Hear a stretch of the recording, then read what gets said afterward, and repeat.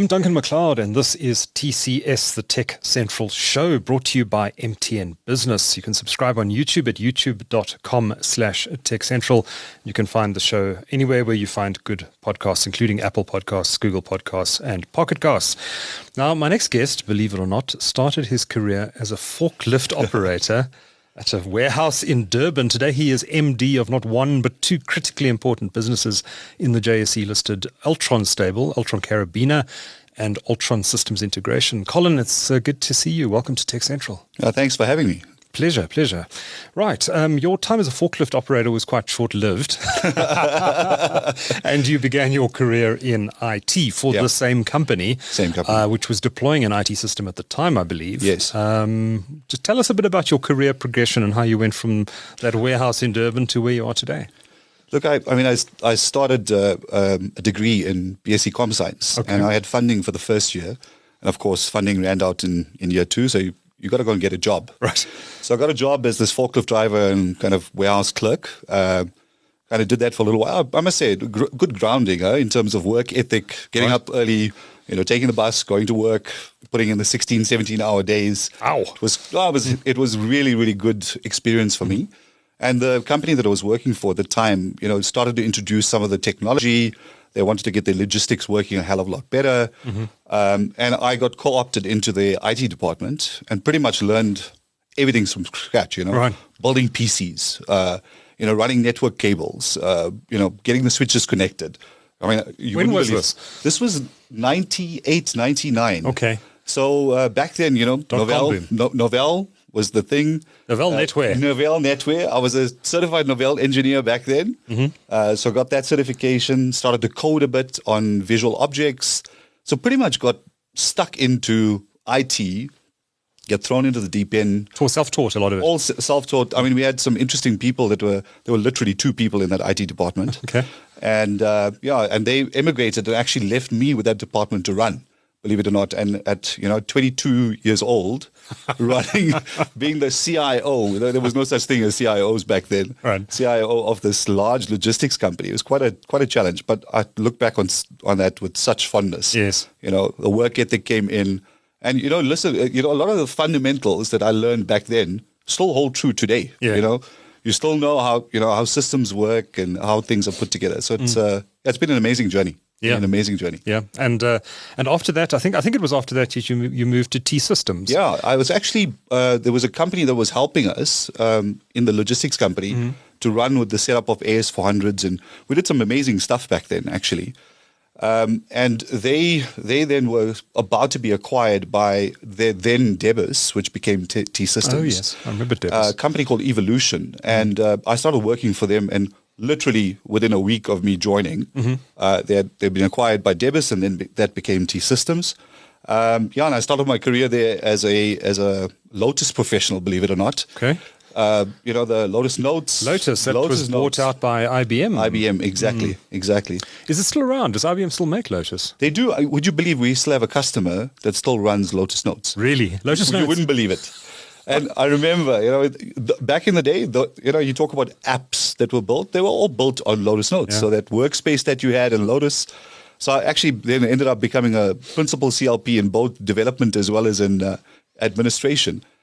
Interesting days back then, running around, all around Joburg, getting implementations done, making sure that customers took advantage of the new technology. Again, solid grounding as part of that. Yeah, it was an interesting time in IT. There was a lot happening. Absolutely. And Lotus Notes was, it was this face-off between, Microsoft and Lotus. So should we know who won that race? Yes, indeed. It was interesting days back then, IBM versus Microsoft. It feels like a generation ago. Yeah, it feels like it's like surreal to think that it was way back when. Yeah, like the launch of Windows 95, for example. Yeah, exactly. Great. So you were at T Systems first as a consultant, but you were in many roles there. I think you were even heading up HR at one point. Absolutely. I mean, I look back on those days as some of the best days of my life. Great training ground. I mean, I took over a professional services team. Pretty much, I think you'll find this throughout my career, actually, as we go through. Yeah. Pretty much take over things that are slightly broken or broken beyond recognition and kind of piecing it back together and kind of making things work. took over the professional services area as a starting point, helped turn that business around, get it going. Then I got involved on the SAP side from application management and maintenance. Then I went into the infrastructure side of the business, ran desktop services, which was over 1,000 people at that stage. In the midst of that, we acquired Arivia.com. You'll remember this. Yes. The Seth Malele. Yes, Yeah. exactly. Yeah. And Karabina and the team were part of Arivia at the time. So we acquired Arivia.com, and at that point in time, I helped drive the merger between the two ITO parts of the business. And in the midst of all of that, Mardia, who was then the CEO, I remember I was being in the middle of Berlin, and she called me and she said, listen, I'd really think you'd be a great fit for playing the VP of HR for South Africa. So I went, are you kidding me? HR. What do you want me to do in HR? And it was an exco position. I'd been in and around a lot of the rest of the business. And I decided to take the chance and take the opportunity to play that out. I mean, the HR department at that stage, believe it or not, was in the bottom 5% rated inside of the Deutsche Telekom group. Oh dear. So again, one of those jobs you take on. But what I found, they were incredible people, people who understood their craft, what they needed to do. And I spent, coming out of business, going into HR. One of the biggest, irritations I think business have with HR is you don't get where I'm coming from. You don't know, you don't understand my problems. You just want to throw policy and procedure and all these things at me. Meanwhile, back at the ranch, you really want help from HR to move the business forward. So that business partnering approach was something that I brought in, and I brought structure to that team. I did that job for 3.5 years, and in 3 years we got an award for one of the top 3 HR departments worldwide. And for me, thinking back on that time from a leadership point of view, probably one of the best learnings I've gone through. And I managed to run lots of international projects in between because of the success we were driving from trying to bring business and HR together. And driving the leadership journey. So I ran, centers of excellence and competence worldwide for Deutsche Telekom from a group perspective. So it was really great experience that came out of that. And then, of course, that the tech starts to call you back. And then I took on the systems integration business straight after that. And we went through a couple of changes. Again, business was slightly broken, needed to get it fixed. We acquired a company called Intervate at the time. I don't know if you remember that. Yeah, I remember that deal, yeah. Yeah, big Microsoft company. Brought them into our stable and kind of built this new systems integration department and got that business up and running and kind of made some really good strides into healthcare. We built a template on SAP, and which a number of those hospitals and clinics still continue to use our solutions. So had you left T-Systems by the time the Gajima acquisition happened? Yeah, long before that. Long before that, okay. So the Gajima acquisition, I think, only happened in sort of 2021, somewhere around there. Oh, was it that recent? Yeah. Okay. I left T-Systems in 2017. Oh, did you? Okay. Yeah. Was it to go straight to Altron? Yeah, straight to Altron. Straight to Altron, okay. In fact, I got a call from Mteto as he was joining. Yeah, and that's Mteto Nyati, the former group CEO. Former group CEO. And I joined the company actually as the group shared services executive and group CIO. That's right. So I went from a completely, externally customer-facing, consultancy-faced business into taking on an internal role. And frankly, to be honest with you, I mean, within the first 3 months, Mteto will tell you this as well, I thought I'd made the biggest mistake of my life joining this company. Coming from this rigid, well-run, well-oiled, exceptionally professional organization into Altron, where effectively we had a holding company and a bunch of companies that we aggregated earnings around. And kind of coming into this business, to take on this group shared services and pulling, HR, finance, IT, all of these things together, you can well imagine, a company that's largely run autonomously over a long period of time. It was quite difficult coming in. So within those 3 months, I thought, did you make the right call here? And frankly, after getting past my initial shock, etc., starting to work with the people on the ground, working with the businesses, understanding what we did, man, completely fell in love with the business. And, spent 3 years kind of pulling a lot of the standardization processes, real estate, etc., together. And it really held me in good stead. sitting in that role as the group CIO, making decisions around, going down an ERP route, standardizing on CRMs, getting your network harmonized, etc. I never understood actually the real challenges CIOs faced sitting on the outside as an external consultant. Now sitting in front of the board and having to, explain why you're doing X, Y, and Z and why you want to move solutions forward. It really prepared me for what was to come. Give you a very quick insight into how the business operates, I guess. Absolutely. I mean, being at group level, one of the things that helped me tremendously is firstly get to know each one of the businesses and the incredible capability that we had across the board, get to know the people and the connection of the dots and how that worked. And also trying to bring our collective offerings together. I mean, during that time, actually, interestingly enough, this is all, I get bored really quickly. Okay. So I always take on like kind of stretch assignments as part of that. And one of the things I actually ran was running the acquisition of Karabina. So from start to finish. And engaged with those guys, brought that acquisition in. One of the other pieces of work I helped pull together was kind of start to tell some of the story around Altron and kind of the capability that we had. And that for me was just, it's really, really incredible. I mean, I think in your discussion with Werner, you would have started to understand kind of the capability that we have from an Altron perspective. And largely this market does not understand what we do. Right. But being in that CIO role and then stepping in, Karabina went through a difficult time. And we had to make some changes. Post-acquisition. In fact, when we acquired them, they were really doing exceptionally well. What went wrong? Within, I guess, 6 months of them joining us, one of their core customers, which accounted for about 30 to 40% of their revenue, then really went into difficulty and distress. And effectively that funding, just went out of the door overnight. Now, if 30% of your revenue you lose, that's structural. Yeah. And frankly, I think we didn't make the right decisions. We didn't take out cost quickly enough from the business. We didn't restructure sales accordingly. And so, in that year, as I stepped into the role, we ran at a 16 million rand loss then. So I was tasked to go in and kind of fix what was there. I mean, incredible. Again, one of the things I always find, quite interesting is as you go into a new job, everyone's got an opinion about all the people that are in there, and how they are and who they are and what they're about. And they say to you, I think that's a good guy and that guy, let's make some changes.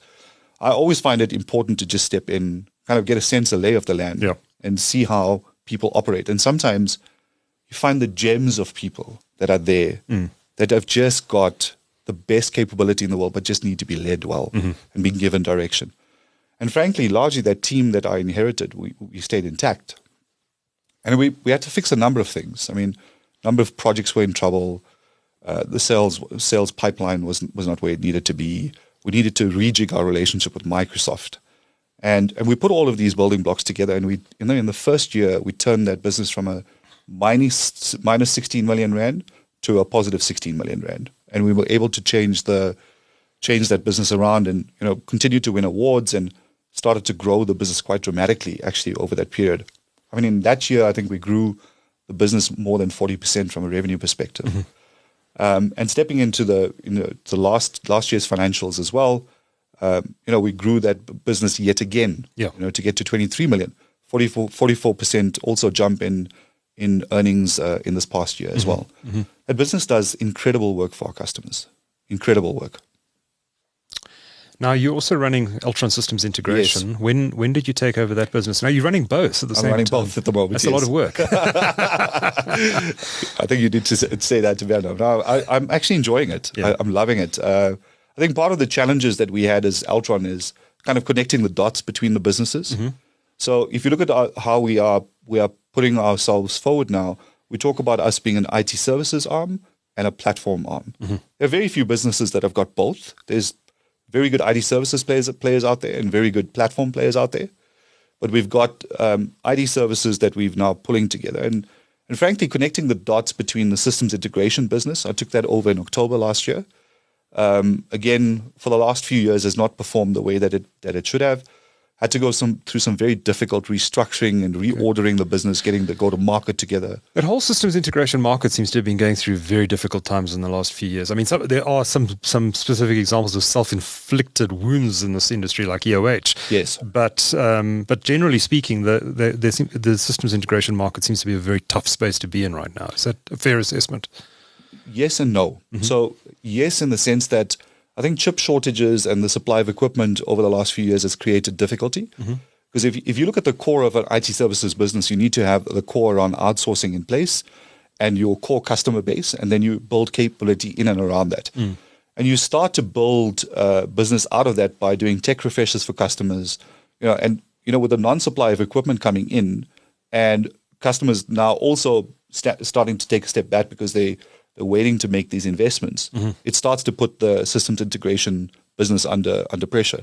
And it's scale matters in these businesses. Yeah. So if you start to have your revenue shrink and kind of not work out, you are going to continue to be under cost pressure. And then, the worst case scenario that you end up in is you can't save yourself into profitability. You can save up until a point, but you've got to make some really bold steps forward around building the business and how you're going to take offerings to the market. So on the one hand, yes, it's created difficulty, but on the other hand, it's created opportunity. I think, in the last period, customers have, as much as they're under cost pressure, if you can show benefit around either, helping them on the revenue on the top line or taking costs out of their business, you are in a position where you can actually gain more business than you would ordinarily not get to.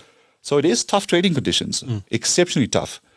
But you can find opportunity through that process. Yeah. I mean, if I take some of the work we've done, I mean, a large bank that we do a lot of work for, I mean, they manage a lot of the cross-border kind of money flows using lots of administrative kind of,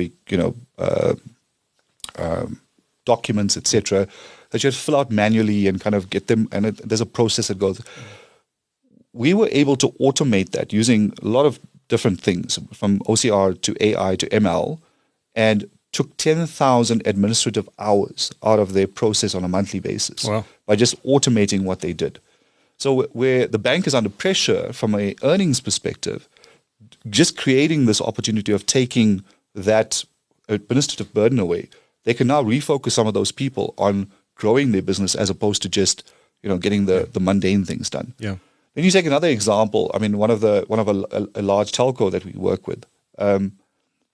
Customers churn on a monthly, yearly basis all the time. This business, they were churning around 1.8 billion rands worth of contracts on a year-to-year basis.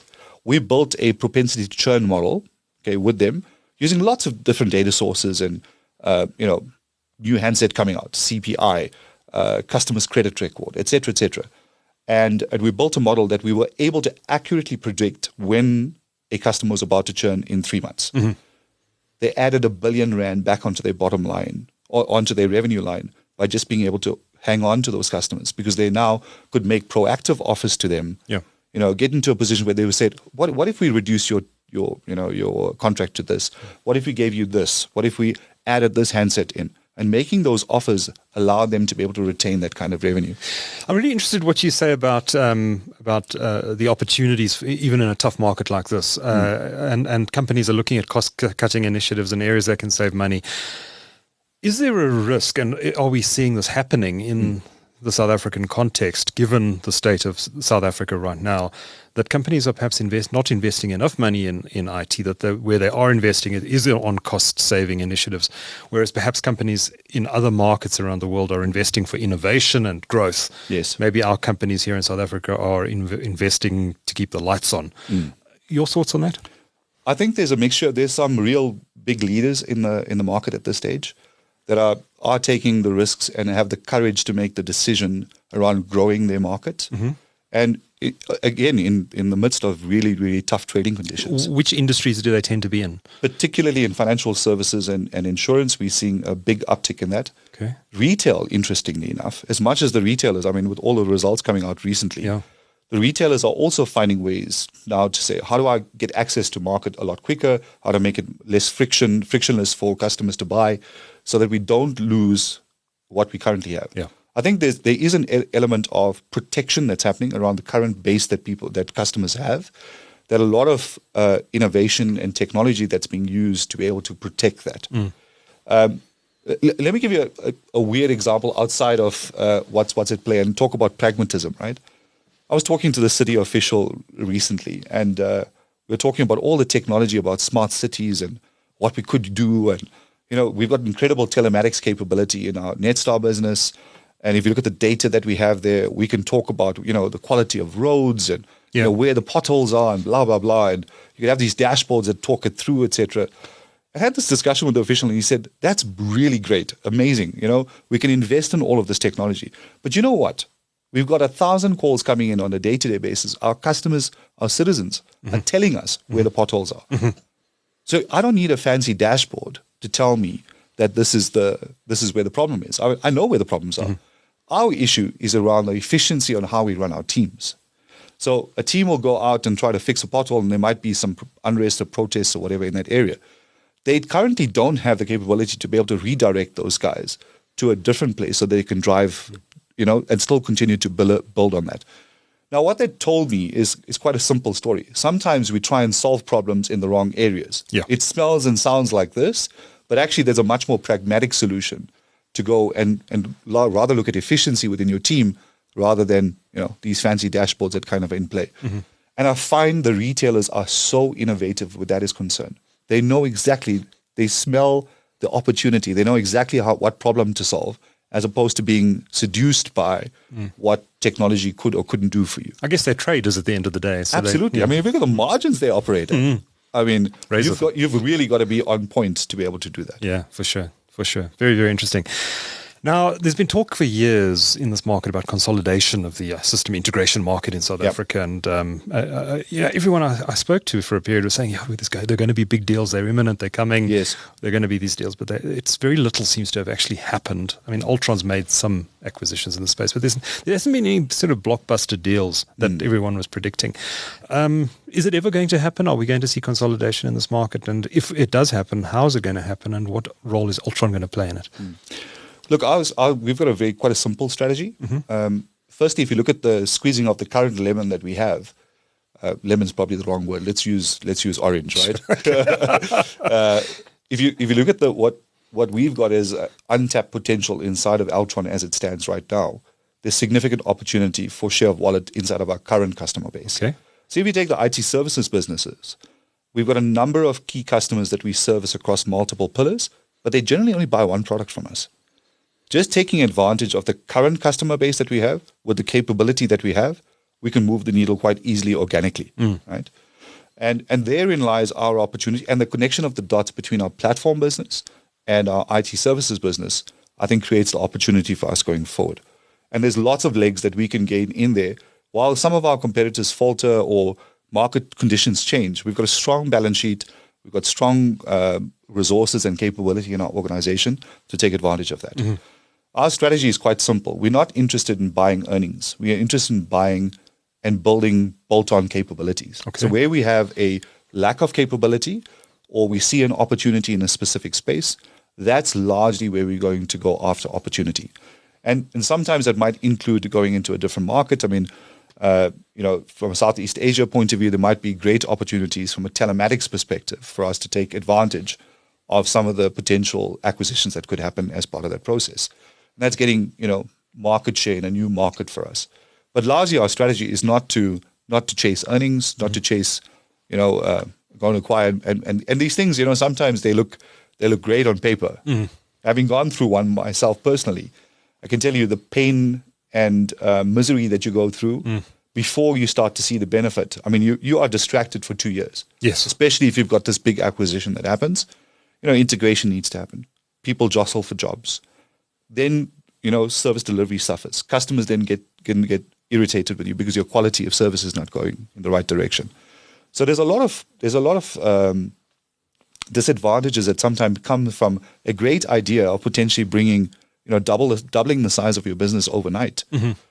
But you need to be so deliberate around how you do that and what you do and what you put in. And therefore, I think our strategy around largely looking for capability to add and bolt on to our business, I think is largely the right way to go.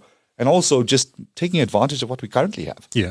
I mean, 99% of this country do not know what we do. Right. We help this country run, I say that unapologetically.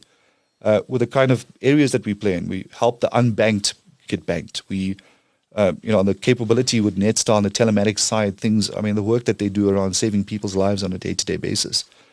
You can see I'm passionate about this, right? I really love what we do, and I'd really love for the rest of this country and consumers and customers to know what we do and how we do it. Right. So those bolt-on acquisitions you do, you mentioned possibly doing something overseas. Yeah. I imagine the bulk of your revenues, certainly from Karabina and Altron Systems Integration, are local.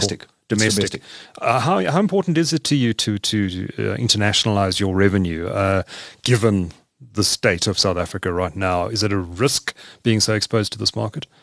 Look, we can't shy away from the problems that we have in the country. If you just look at all of our customers are under pressure. Look at the retailers losing billions when it comes to load shedding, etc.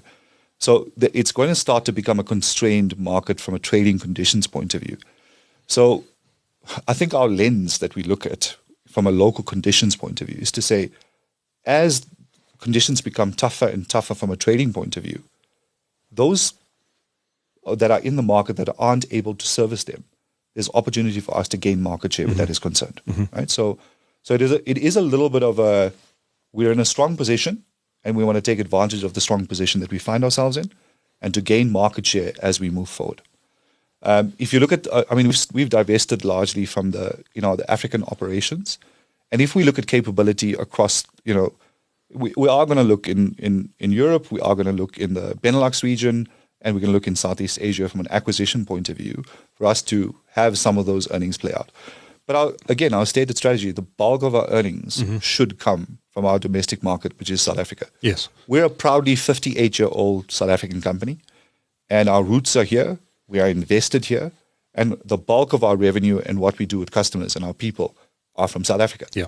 And we want to be recognized as that, and that's something that we're really proud of, and we'll continue to invest heavily into the country. And as we mentioned, we had, as you mentioned, we had Werner Kapp, your group CEO, on the show a couple of weeks ago, and he was very positive. I would say cautiously positive about South Africa's prospects. Yeah, which is good to hear at sort of leadership level, as I think many South Africans are very pessimistic about where we are. Yeah. And so it's good to hear that coming from a corporate leadership perspective. And I actually want to spend the rest of this discussion today talking about leadership, because it is actually so important. And I want to talk a bit about your leadership style and what you're bringing to Altron, but I also want to talk about it from a country perspective. Yes. And what needs to happen to fix South Africa, and we'll get to that. Yeah. What will no doubt be quite a meaty discussion in a few minutes. Sure. But let's talk about Altron first. Last year, you launched something called Through My Lens. What was that about, and what were you hoping to achieve with it? So Through My Lens was a series that actually was born out of a conversation I had with the head of our marketing team. Okay. I was telling him a story about my son, and we actually took him. He hasn't. There's no such thing as initiation in these days in certain cultures. It certainly happens in certain cultures, but not in all. And I ended up, deciding with my son that we were going to have do this initiation ceremony with him.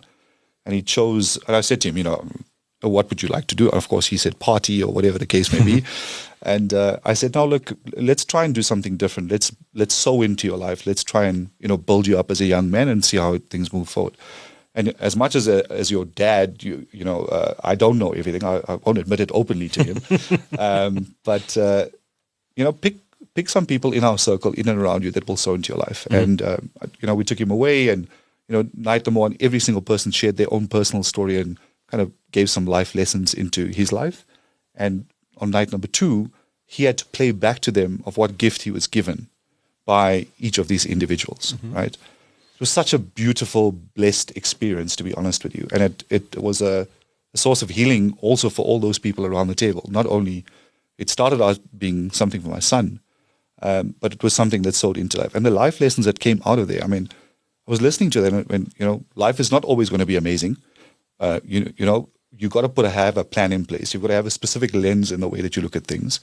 When I started to listen to the lessons that came out of that, and the midst of the journey that I was in at Karabina at that point, the parallels were incredible. So, we decided to say, but why don't we just, as we are walking this journey and kind of fixing the business and going through different things, why don't we set up a series and share some of these as we go through the journey. What are some of the lessons that we are learning? And for me, from a personal point of view, and my purpose in life is around, why God put me on this earth is to create opportunity. And that opportunity is around potential learning. And so we started to put this series out around different leadership lessons that I learned along the way, hoping to reach an audience and to influence corporate South Africa and general citizens for that matter in a way to look at leadership differently and to take courage and to look at things with different eyes. I mean, I remember the one piece we did. I was listening to 702. I mean, by the way, 702 listeners sometimes, they really want to tell you what's going on. They really want to share what's going on. And the one caller called in and just started to talk about potholes and then the state of the litter in the area and blah blah blah. And then in the afternoon, I read there's a group I follow called I Love Fourways on Facebook, and the one person said, "This is the worst this country has ever been in, and look at the rubbish in all these areas, blah blah blah blah blah." And then you must know that's when sharks start. Everybody now ads, it becomes like a story. That's when you mute the group. Mute the group, exactly. But the one lady came in and she said, I hear all of this. Okay, guys, I'm willing to coordinate and set up time, this date, this time, in our neighborhood to go and clean up. Okay? You must see the noise just went away. People went, that's a great idea. Let me jump in. That community got together and cleaned up the area where that was concerned. Now, for me, this is the difference between what good leadership, what looks like, and what it doesn't look like. We've got enough people telling us what's wrong. We know what the problems are. What is it we personally can do about it? And my challenge to everyone that I speak to in my own life, in my own family as well, is to challenge ourselves. If you've got nothing good to say, okay, and it's not going to help our agenda in terms of moving forward, rather be quiet. Rather say, what is it that I'm potentially going to do going forward to be able to fix the problem? We can blame government, we can blame our leaders, we can blame all of these people. But if we don't do our bit to be able to make and change the fabric of society, then we failed as leaders. Our jobs in our business right now is to ensure that we grow our business. We grow our business, we create more jobs. We allow more people into the active economy, and we're able to create a new economy that looks at it's something that we can be exceptionally proud of. Now, we have internships on a yearly basis, right? We had a whole bunch of people that went through a 1-year program, and 2 weeks ago, I went into this discussion where we were converting them into being permanent people, right? And instead of going there and going, okay, welcome, great, welcome to the company, etc., I decided to have an open, honest, personal conversation with each person. And I asked them what this meant for them. And I must tell you, I almost brought to tears because some of these people have been through 20 internships before then. Wow. And they've, 3 months here, 2 months there, got kicked out, they moved on, blah, blah, blah. And finally, they now are permanent employees. They now are able to support their families. You cannot believe the impact it had on most people.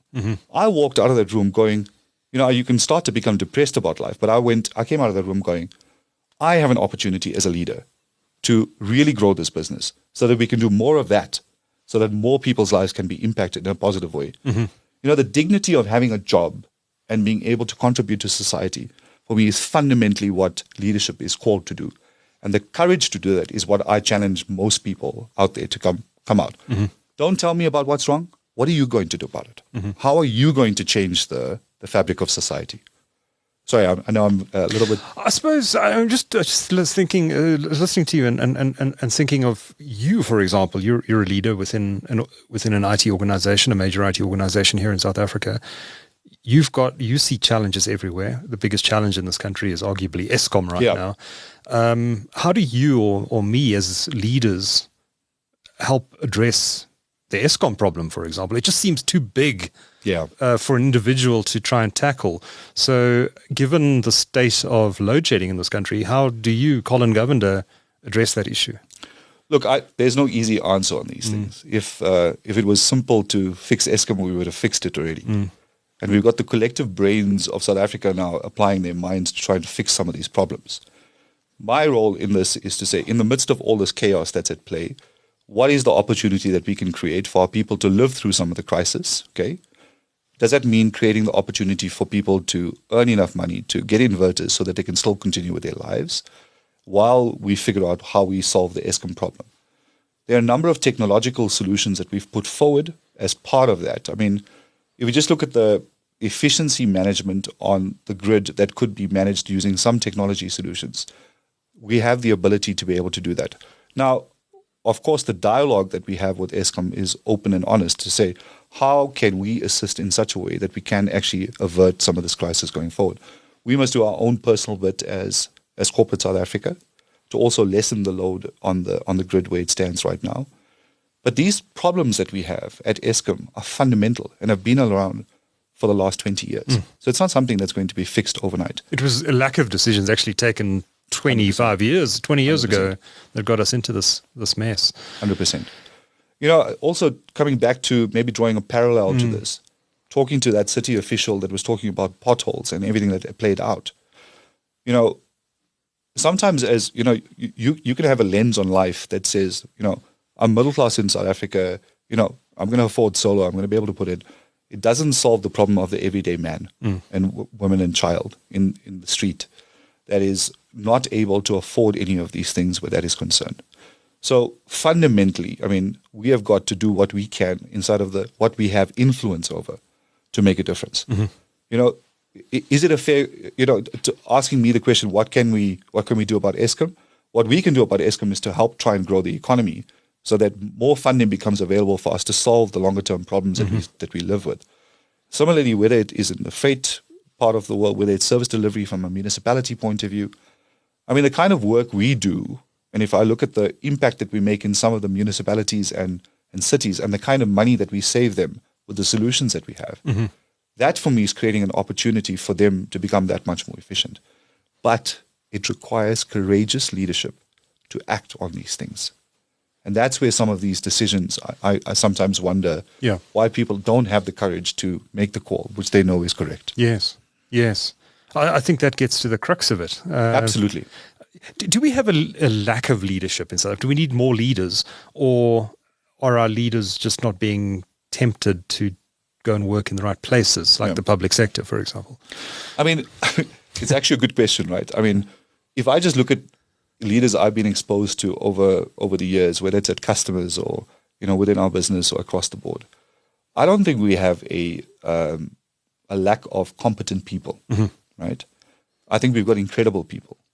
I think over the years, what's happened with the institutions that we have, they've denigrated to the point that it doesn't become attractive as a leader to go and plow back into society. And I think that's where some of our exceptionally well-trained leaders that have been there, done that, I think there's an opportunity for them to step up and play that role now and step into those roles. I think the second piece, it boils down to political will to make the hard decisions, to say, we need competent people in these positions. That for me is the important thing. Just because you've got some generic kind of experience that you've got across the board does not necessarily mean you're fit for purpose for a specific role. And that's where we need really fundamentally competent people to step into these roles. Whether that's in corporate South Africa, whether that's in business, whether that's in the municipalities, we need people that have been there, done that, have got the experience to be able to drive our country forward. That for me is, I think, where we lose the plot. Yeah. Because appointments are made politically and or in different ways, and frankly, we need to always fall back on competence as being the core of driving this or our country forward. Yeah. It just makes me wonder how people are appointed within organizations and within government that perhaps lack this leadership capability. How do you I mean, I suppose it all starts at the top. You've got to have a president who makes the right decisions. When I'm looking at the public sector, you've got to have a president who's willing to make the tough decisions, have the political will to do that, and point the right and competent people below him in his form of his ministers and everything below that. And those ministers, if they're competent leaders, will then make the correct appointment, one assumes, below that. And everything kind of trickles down from the top. And I suppose it's the same in an organization like an Altron, for example. Absolutely. The group CEO, in this case Werner Kapp, needs to make the right decisions that trickle down to everyone in his organization, or the leadership team, certainly the leadership team around him.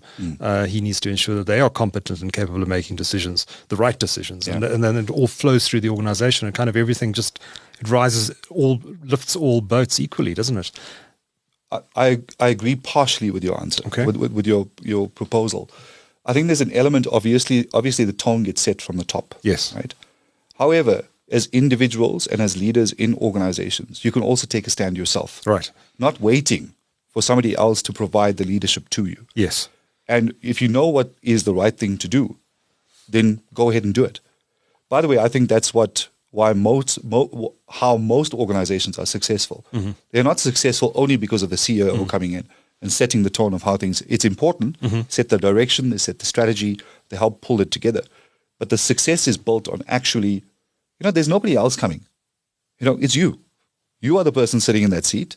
Now, do what you need to do, what you believe is right for the company, right for the country. Make those calls and move things forward. That's clearly not happening today in the public sector. Yeah. Why is that? In my experience, again, we've engaged with a number of key organizations, and I don't really want to mention names or anything. Sure. There are significantly competent, incredible people that are in government at the moment that are hamstrung by process and procedure and the rhetoric that sometimes pollutes some of these places. But they're incredible people there. The general and frustrated people. I've engaged with them. I engage with them all the time. Frustrated, want to get things done. Exactly. Want to move things forward, and some of them are successful in doing it.